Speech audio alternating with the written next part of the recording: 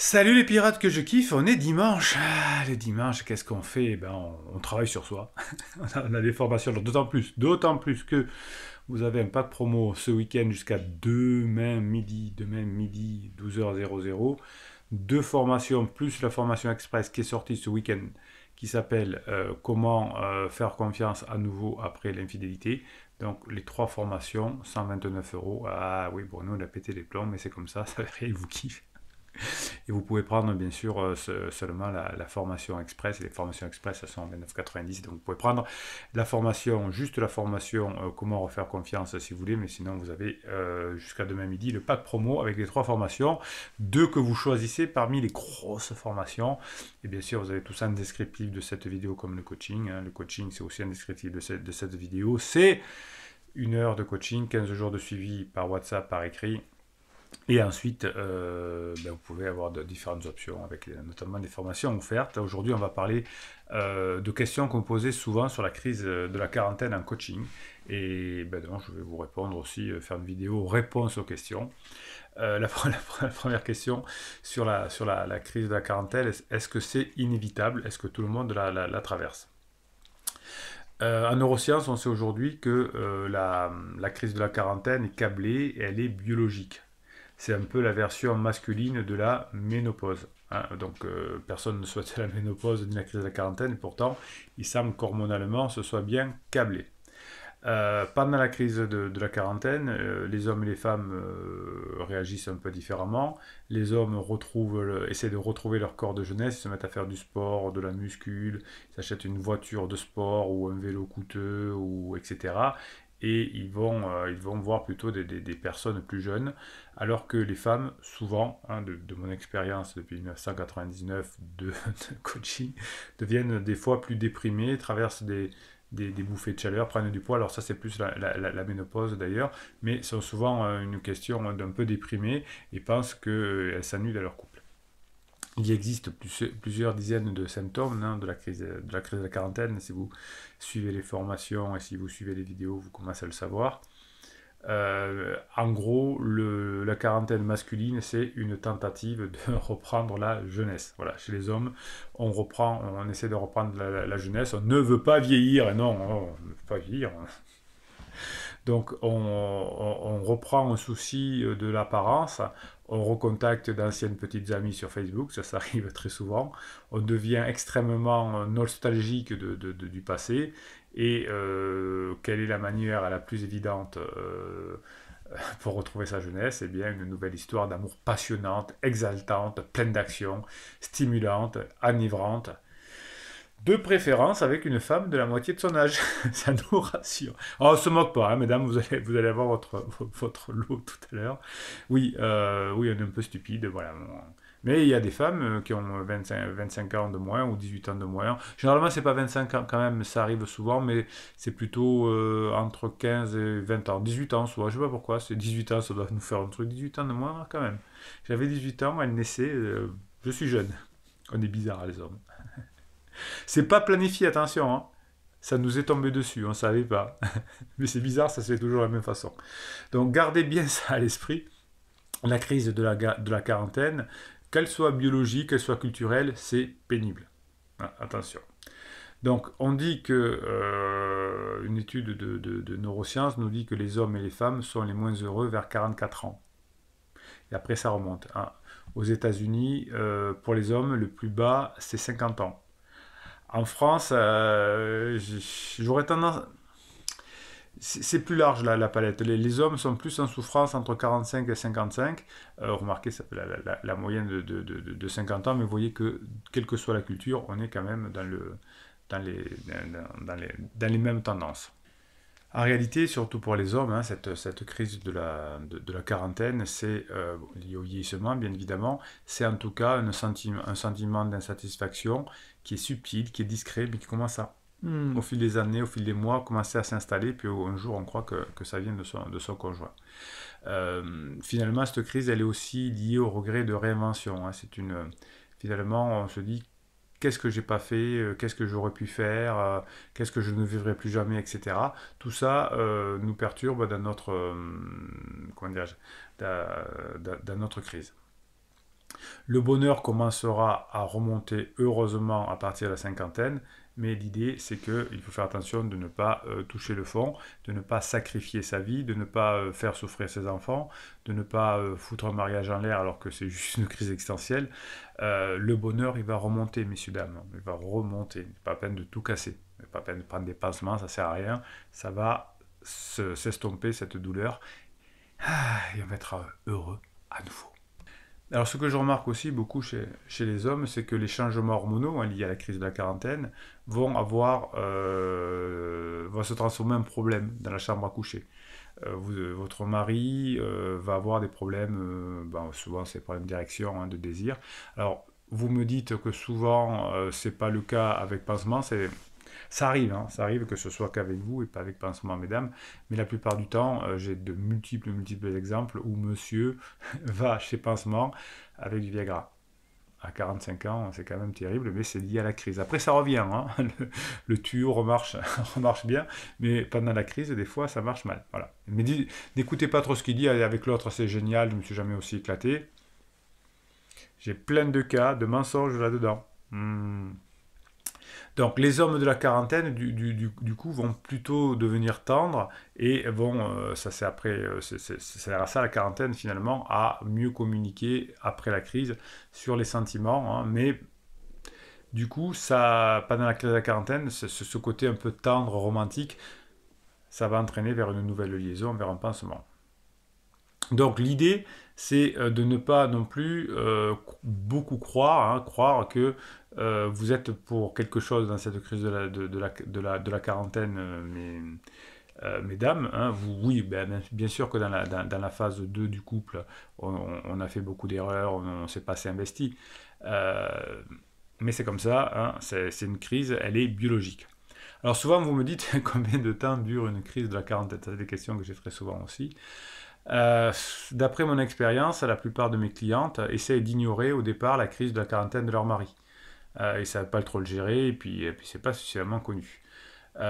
Souvent, vous espérez, mesdames, que la crise n'est que temporaire et que ça va disparaître par enchantement. Mais pourtant, une crise de la quarantaine, ça peut être très compliqué. Quand votre bonhomme a sa crise de la quarantaine, dans son cœur, il y a fuyez, partez, faut que je parte, je veux me sentir libre, j'en peux plus. Pendant la crise de la quarantaine d'un homme en général, mais chez une femme aussi d'ailleurs, l'esprit interfère finalement entre une vie d'amitié, ça ne ressent plus rien avec mon conjoint, on est juste amis, on est une famille mais que je ne veux pas détruire, on est perdu. En gros, on est perdu.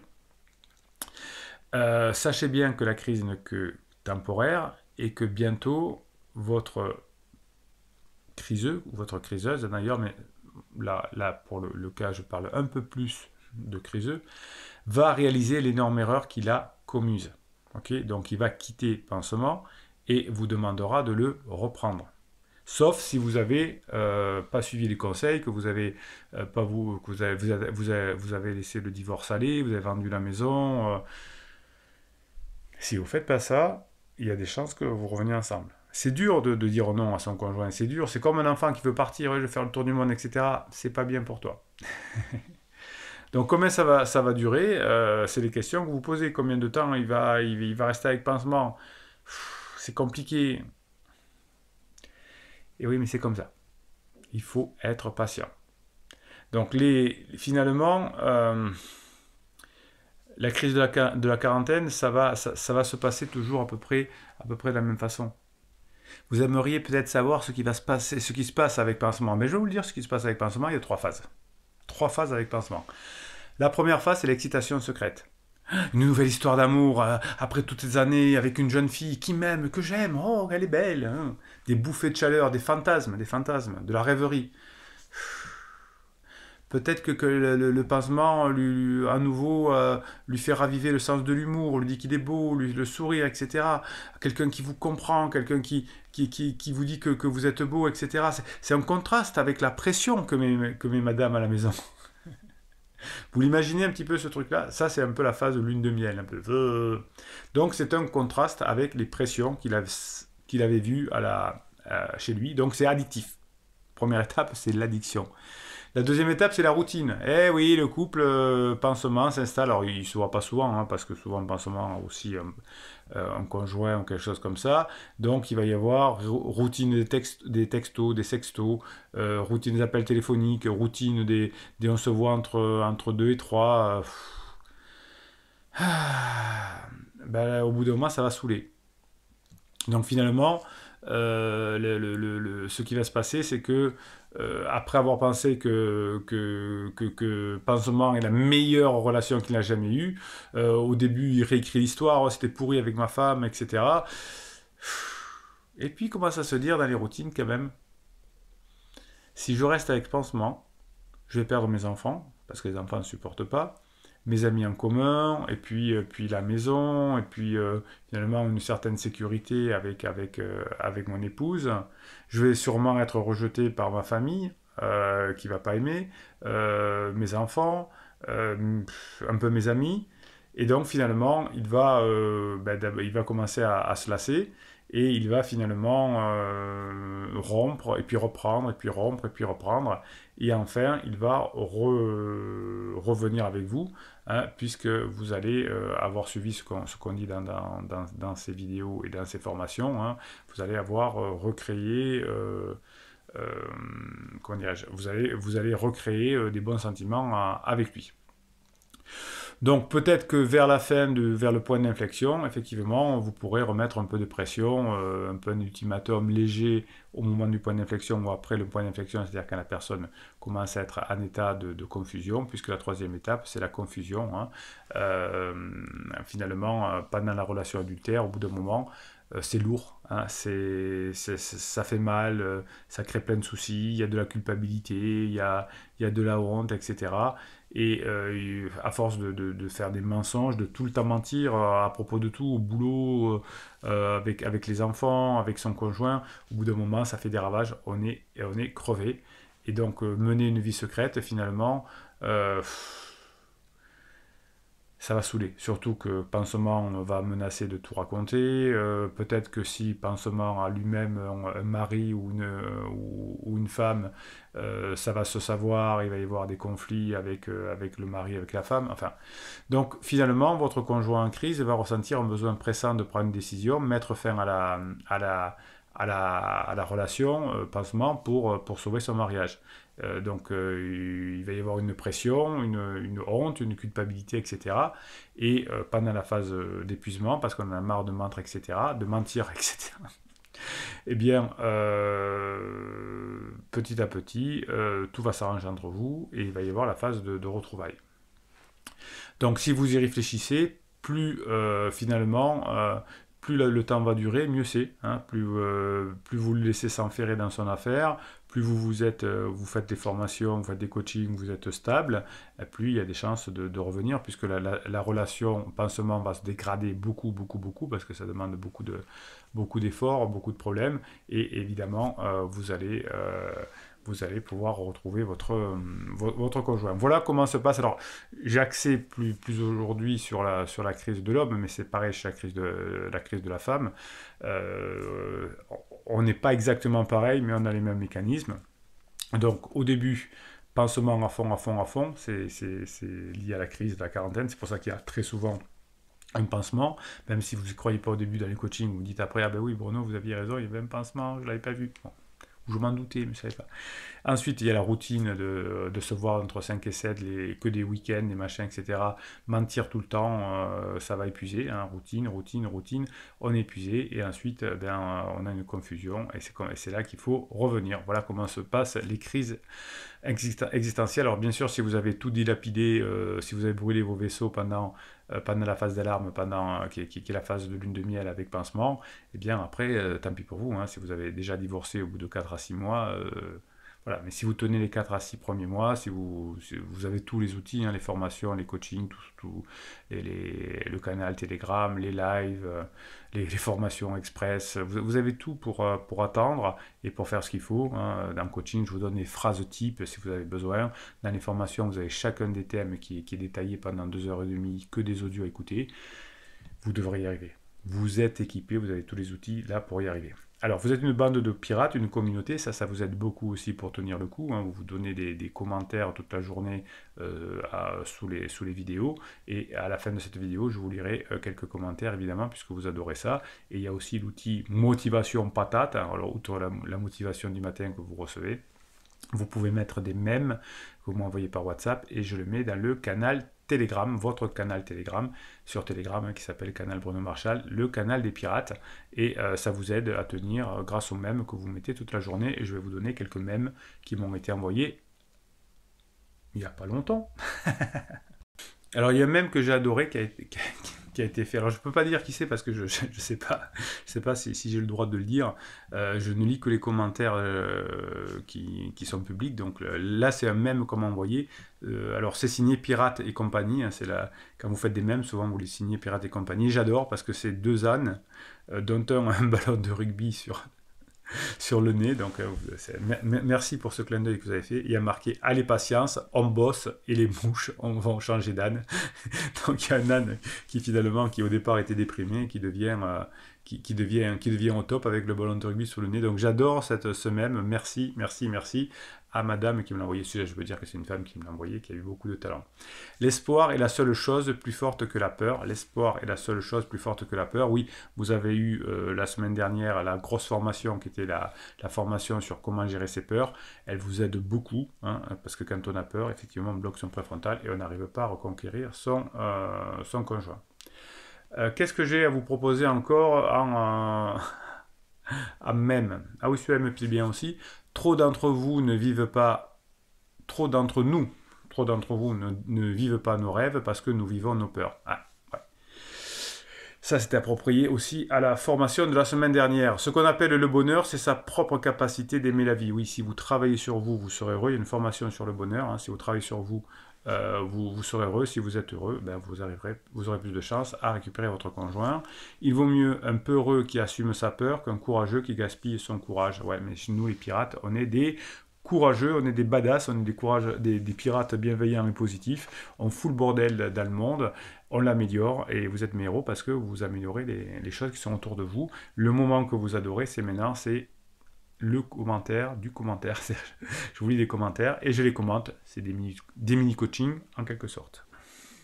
Alors Focus avait noté, on devrait faire un top des meilleures vidéos. Oui, ça vous pouvez le faire. Mettez un commentaire de cette vidéo si vous voulez le top des meilleures vidéos que vous préférez pour aider les autres pirates. C'est une très bonne idée. Et alors, j'avais pas trop compris ce qu'avait dit Focus, qui avait marqué c'est ça, pas guéri égale deuxième crise pour Bibi. Alors, j'avais répondu, ça va être compliqué, courage à vous. Alors, pour moi, deuxième crise pour Bibi c'est soi-même. Donc, j'avais compris que Focus faisait aussi sa crise. Et apparemment, ce n'est pas le cas, puisqu'elle me dit, vous ne me rassurez pas là, Bruno, c'est déjà tellement de doutes en plus. Donc, si effectivement c'est vous qui rentrez à la crise, ça va être compliqué. Si c'est la deuxième crise de votre conjoint, c'est pas grave, parce que là, c'est des tops et des downs, vous en aurez plein. D'ailleurs, Gazelle a répondu à Focus. Courage à toi, seul le travail sur nous, les formations et les coachings pourront nous permettre de ne pas entrer en crise une fois la crise de nos conjoints terminée. Oui, parce qu'effectivement, quand l'un est en crise, l'autre, généralement, ensuite, à la fin de la crise, fait sa crise aussi. C'est pour ça que la deuxième crise étant plus violente, il est je vois très souvent ça en coaching, que vous me dites, effectivement, j'ai eu ma crise, et maintenant c'est lui ou elle qui la traverse, et la deuxième est plus violente, puisqu'il vous reproche, pendant 2-3 ans de votre crise, de ne pas l'avoir calculé, ou de ne pas l'avoir fait assez l'amour, ou je ne sais quoi. Donc Gazelle continue en disant Bruno a raison, car sans cela, le boomerang risque d'être énorme, tellement le traumatisme est important. Courage, la team pirate est avec toi. Oui, effectivement, hein, si on ne travaille pas sur soi, ça peut être vite compliqué. Qu'est-ce que j'ai mis Libre et Lul, moi je rigole, car pansement est trompé aussi. Alors des fois, c'est ubuesque, vous me racontez de ces situations.